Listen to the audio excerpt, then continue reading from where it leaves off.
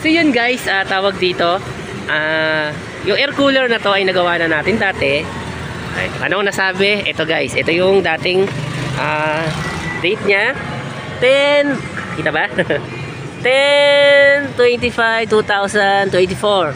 So ngayon guys, tayo ay 7/20/8/2025. So may isang taon na rin siya, no? Tapos ito ang motor niya. Ayan guys. So nasunog siya. Siguro dahil nabasa. Ayan o, sunog siya eh.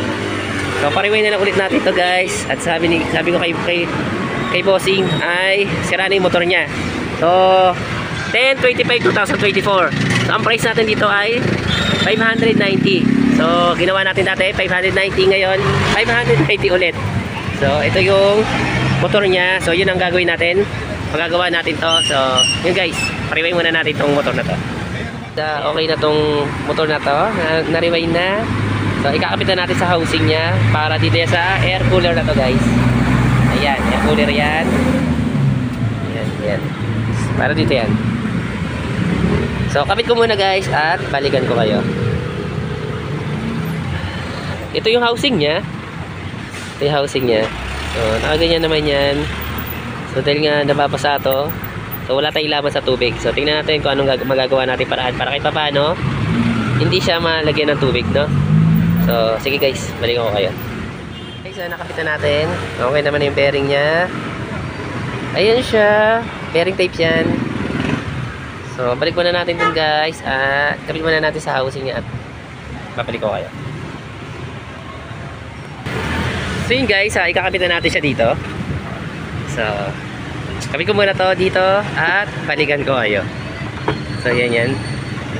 Ayan muna gagawin natin. Ay, langaw. Umaandar na siya, hindi pa nakasaksak. So iwan natin guys. 1 2 3. So yun na guys. Ayan siya. 3.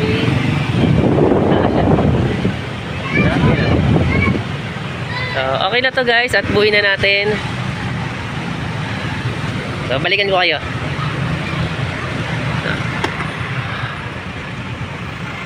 Okay. Guys, okay na to. So testingin natin. 0, 1.